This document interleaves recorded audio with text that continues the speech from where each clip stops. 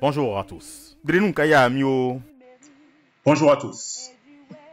Ce tutoriel va porter sur comment exploiter son espace de cours pour son apprentissage.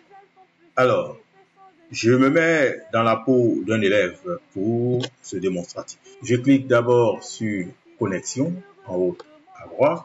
Je vais prendre le nom d'utilisateur. Ensuite, je prends le mot de passe.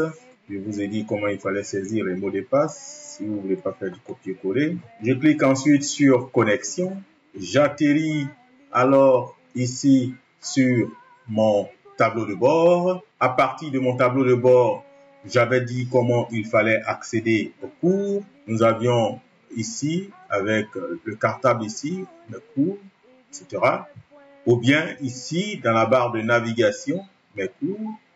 Quand c'est rabattu, c'est ainsi.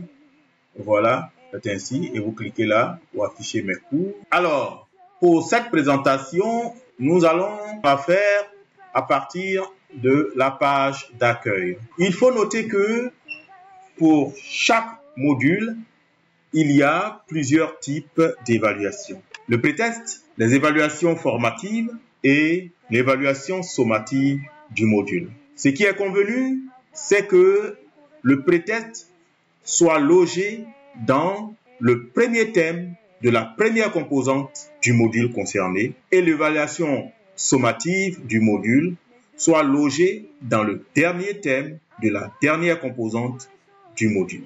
Alors, les composantes intermédiaires et les thèmes intermédiaires peuvent connaître des évaluations. Là, ce sont des évaluations formatives.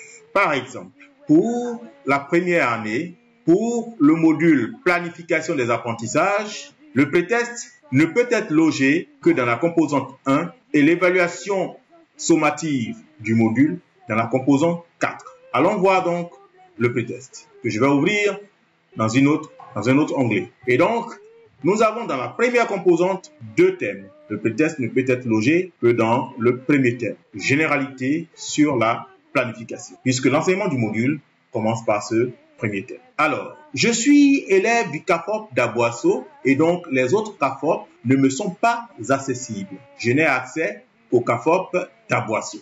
J'y entre et donc j'ai ici accès, n'est-ce pas, au pretest pour mon évaluation. Alors, il semble que j'ai déjà terminé le test. Je peux vous présenter l'aperçu du test. Alors, l'élève a droit à deux tentatives. L'élève a déjà effectué une tentative. Il peut effectuer à nouveau le test puisqu'il a droit à deux tentatives, 30 minutes.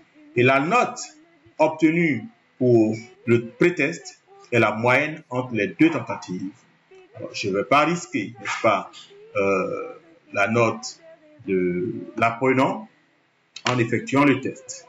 Voilà. Comment rendre sa copie des points focaux, vous le montrerons. Alors, on va retourner donc à la page du module et comment donc avoir accès à l'évaluation sommative. Avant d'avoir accès à l'évaluation sommative, cela suppose que vous avez parcouru la composante 2, la composante 3 et tous ces thèmes et tous leurs thèmes qu'elles contiennent, les composantes. Et enfin, on termine par la composante 4. Après avoir fait le thème 1, nous sommes sur le thème 2. Et c'est dans le thème 2 que se trouve donc logée l'évaluation sommative du module. Je suis du CAFOP, n'est-ce pas, d'Aboisseau. Et donc, ici, j'y rentre et je peux donc effectuer l'évaluation sommative du module 1. Merci, au revoir. Brenun Kaya Mio. L'usage compulsif et sans intérêt des réseaux sociaux. Fini la nécessité de regroupement pour apprendre, traiter mes devoirs en ligne, avoir les corrections en ligne et du web, et du web, et du web, et du web, traiter mes devoirs en ligne et du web, avoir mes corrections en ligne et du web. traiter mes devoirs en ligne et du web, avoir mes corrections en ligne et du web.ci.